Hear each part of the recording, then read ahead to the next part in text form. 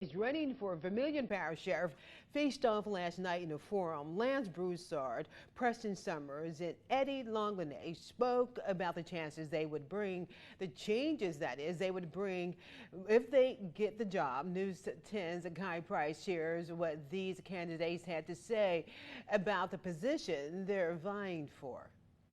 Eddie Longlinay, a candidate for sheriff of Vermilion Parish, says he wants to bring the community and law enforcement together as one so they can fix the problems in the parish. A couple of positive things I want to bring is community policing. I think there's a gap that we need to bridge between the community and the police, and I think it would be an opportunity for us to be able to bridge that gap. Community leaders, which is pastors, and our government leaders to get together on common ground and to figure out what the issues are in the different communities and how we can correct those issues.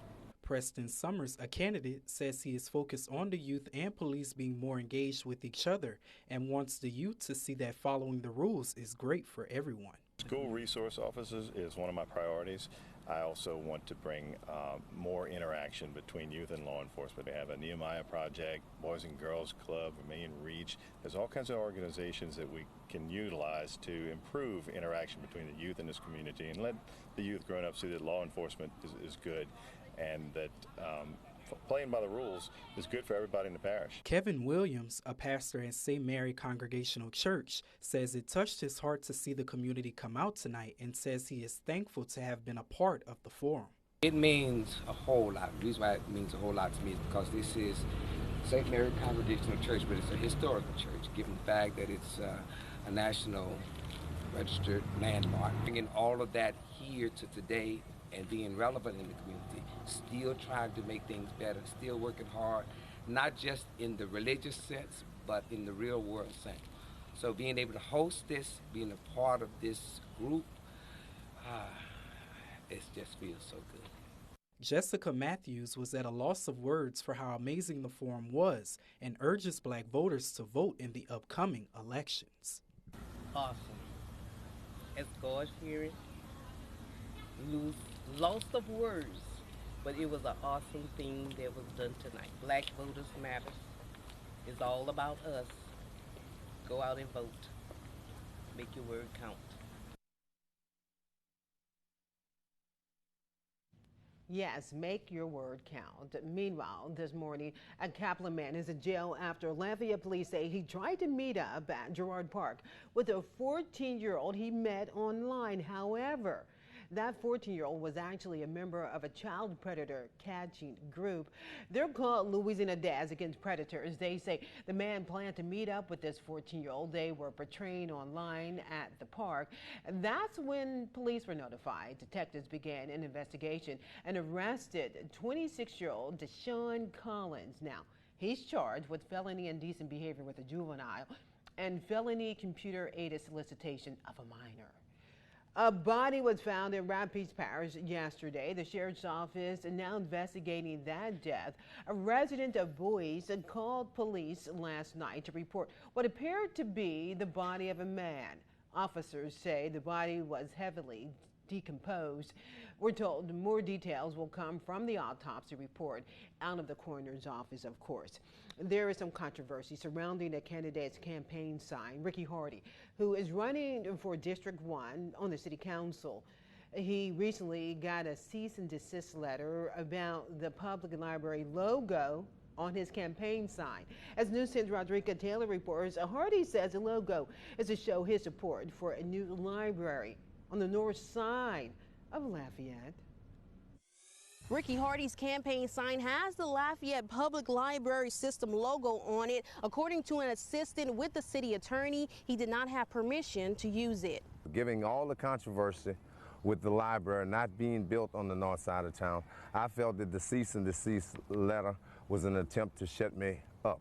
Ricky Hardy says his decision to use the Lafayette Public Library logo was to show residents his support in building a library on the north side of Lafayette. The library is not doing what it's supposed to be doing to service the people on the north side of town, and I just wanted to indicate to the people on the north side of town that I rise in support of a library on the north side of town. News 10 spoke with Sarah Monroe with the public library, who explained why the logo cannot be used on campaign signs.